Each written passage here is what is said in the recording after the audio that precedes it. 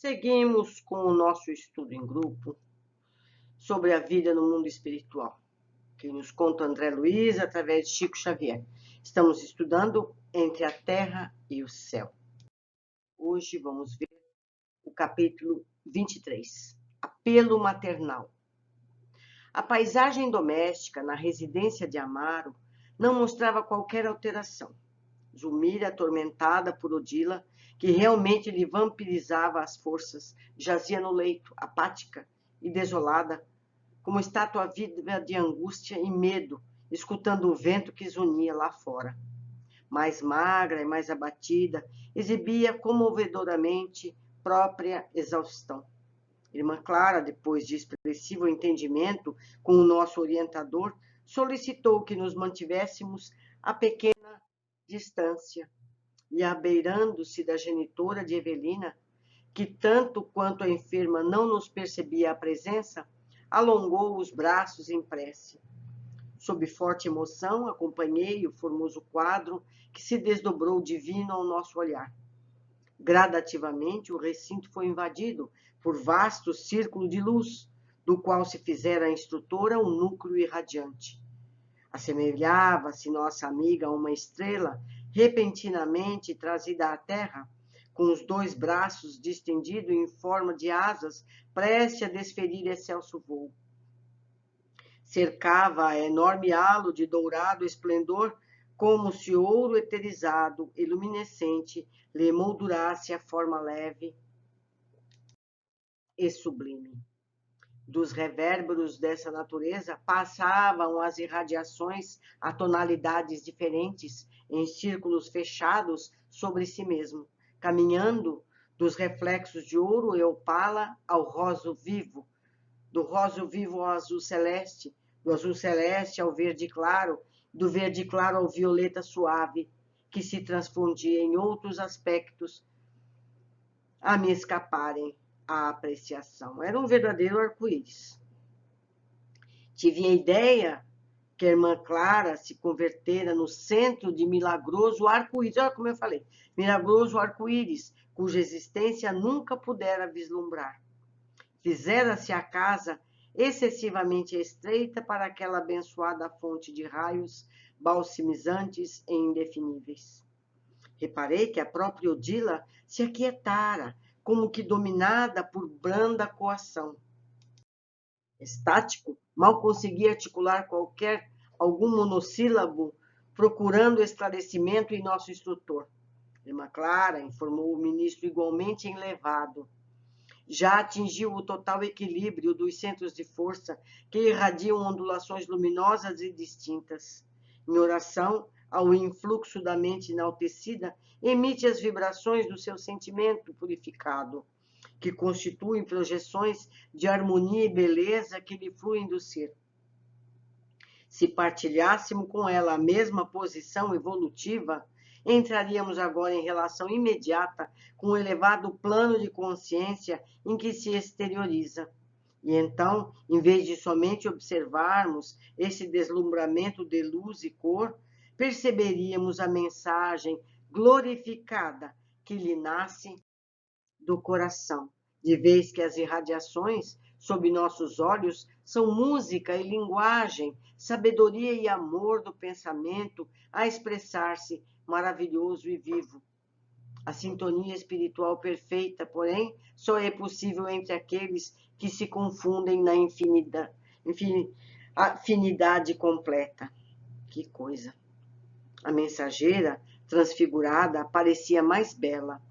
Avançou para a primeira esposa de Amaro, cobriu-lhe os olhos com a destra lirial.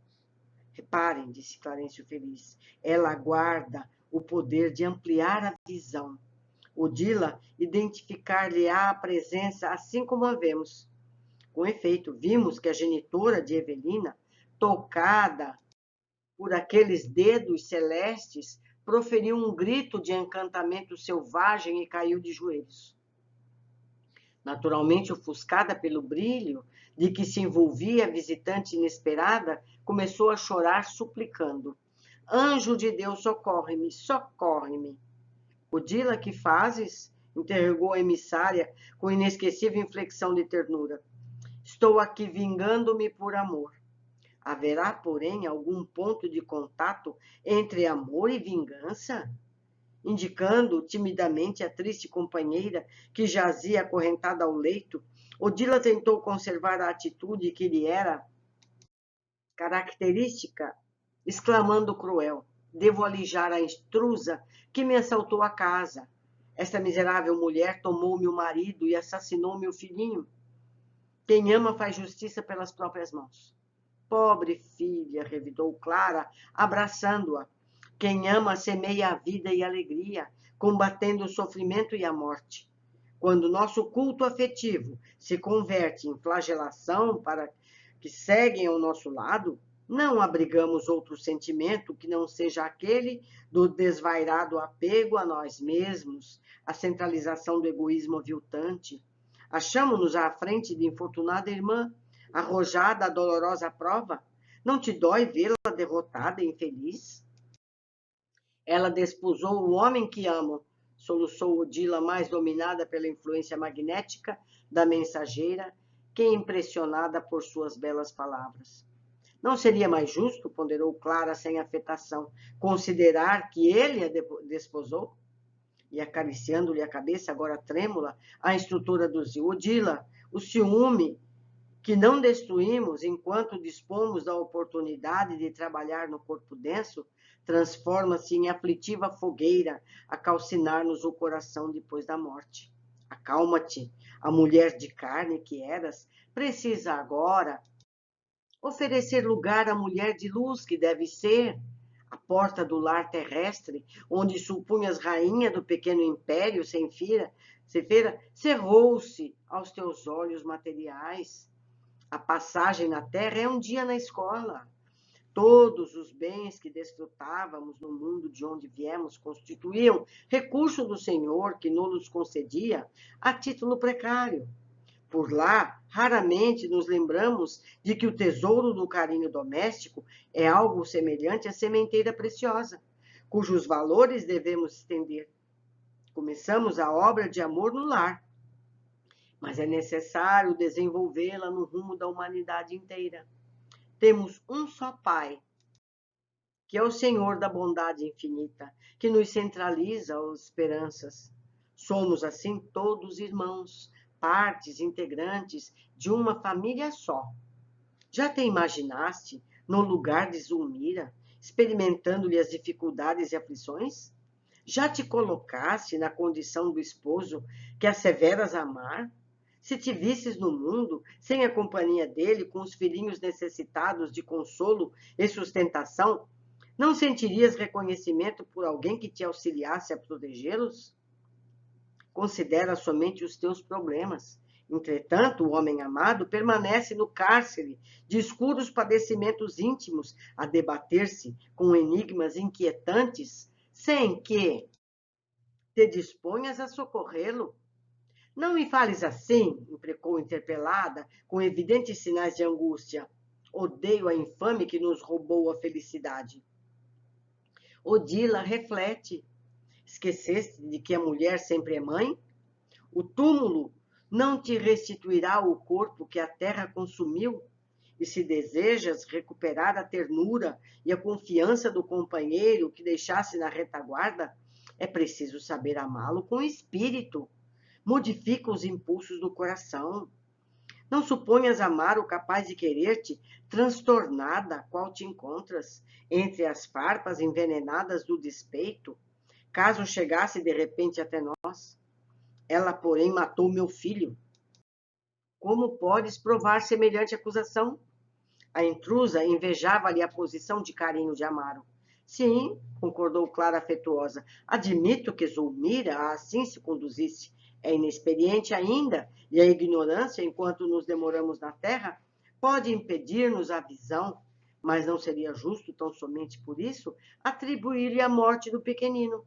Medita, a verdadeira fraternidade ajudar-te-á a sentir naquela que te sucedeu no lar uma filha suscetível de recolher-te o afeto e a orientação. Em lugar de forjares uma inimiga na sinistra bigorna da crueldade, edificarás uma dedicação nobre e leal para enriquecer-te a vida, retirando à luz do teu amor das chamas emburentes do inferno de ciúme em que padeces pela própria vontade. Serás realmente, para o homem querido e para a filha que clama a tua assistência, uma inspiração e uma bênção. Talvez porque Odila, quase vencida, simplesmente chorasse, a mensageira afagava-lhe os cabelos, acrescentando: sei que sofres igualmente como mãe atormentada.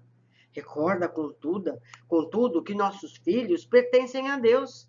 E se a morte colheu a criança, que estremece separando-a dos braços paternais, é que a vontade divina determinou o afastamento. A mensageira amimava-lhe a fronte, dando-nos a impressão de que submetia suaves operações magnéticas. Depois de alguns instantes, em que apenas ouvíamos os soluços de Odila transformada, a venerável amiga acentuou: por que não te dispões a clarear o próprio caminho, a fim de reencontrares o teu anjo e embalá-lo de novo em teus braços, ao invés de te consagrares inutilmente à vingança, que te cega os olhos e enregela o coração? Clara, perto alcançara o ponto sensível daquela alma atribulada, porque a infortunada genitora de Evelina, qual se arrojasse para fora de si mesma todos os pesares que lhe senhoreavam os sentimentos, gritou como fera jugulada de dor: meu filho, meu filho! E seu pranto convulsivo se fez mais angustiado, mais comovente. A emissária do bem abraçou-a com maternal carícia e falou-lhe aos ouvidos: rejubila-te, irmã querida, grande é tua felicidade. Podes ajudar a isso, representa a aventura maior. Nada te impede auxiliar o companheiro da humana experiência ao alcance de tuas mãos.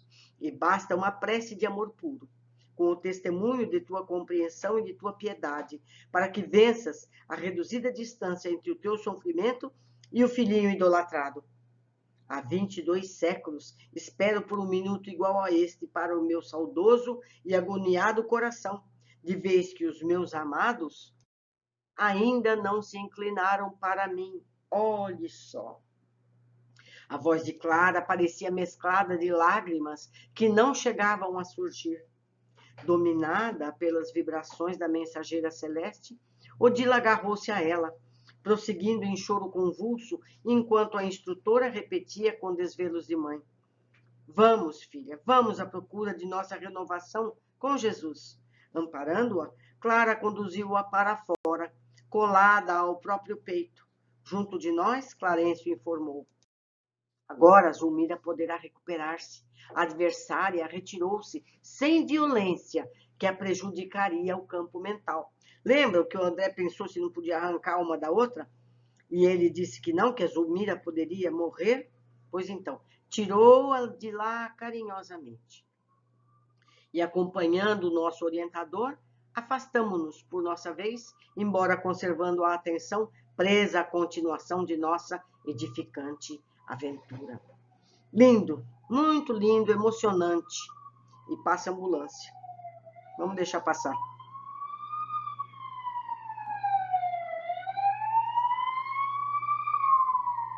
É isso, amigos. É assim. Mas não atrapalha a gente. Triste quem está na ambulância, não é verdade? Nós estamos bem aqui estudando. Observações.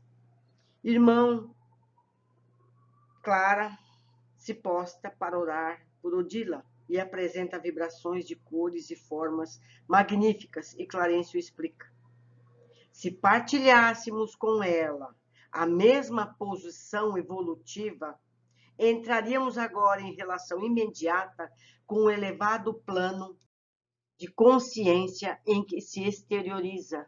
E então, em vez de somente observarmos esse deslumbramento de luz e cor, perceberíamos a mensagem glorificada que lhe nasce do coração. De vez de radiações sobre nossos olhos, São música e linguagem, sabedoria e amor do pensamento a expressar-se maravilhoso e vivo. A sintonia espiritual perfeita, porém, só é possível entre aqueles que se confundem na afinidade completa. A gente chega, né? Um dia a gente chega nesse nível. Somente os que estão na mesma capacidade vibratória podem ter completo entendimento. Mal comparando, é como ouvir uma melodia maravilhosa e não conhecer o idioma que está sendo cantado, não é? É desse jeito. Clara consola e orienta Odila. Não falou nada diferente do que Clarencio falaria. Mas Clara, além de estar em padrão muito mais elevado, de saber vibrar o amor de forma sublime, ainda sabia o que Odila sentia, pois ainda não resolveu a própria história do passado. Olha o que ela diz. Há 22 séculos, há 2.200 anos, a Clara espera por um minuto igual a esse para o saudoso e agoniado coração, de vez que os meus amados ainda não se inclinaram para mim. Ela espera o esposo e o filho há 2.200 anos. Então ela entende muito bem o que está se passando. Por isso ela se emocionou antes. Conhecer a dor ajuda a saber consolar. É por isso que fazem os grupos similares de autoajuda, né? Alcoólicos anônimos e tudo mais. Porque eles sabem o que está sofrendo o outro. É mais fácil consolar. Mas vamos continuar. Como já havia explicado Clarencio, Odila precisaria se afastar voluntariamente para não prejudicar Zulmira com uma separação violenta, forçada. Agora Zulmira poderá recuperar-se. A adversária retirou-se sem violência que lhe prejudicaria o campo mental. Então, nós aprendemos aqui, meus amigos, que a gente não pode pedir para um obsessor simplesmente sair fora. Não é assim que funciona. É preciso um trabalho delicado para que as coisas aconteçam naturalmente, sem dano para ambas as partes. Nós temos muito que aprender, muito. E vale lembrar, não existem mestres, não existem professores de espiritismo. Existem só alunos. Nós temos todos que aprender. A gente vê o caso do Clarencio. Ele não pôde fazer o que a Clara fez, não é? Temos que ter humildade, humildade. Deixo aqui meus contatos, espero que vocês me escrevam, me esclareçam alguma coisa que eu não tenha entendido, para que a gente possa crescer junto. Um abraço e eu aguardo vocês no nosso próximo capítulo.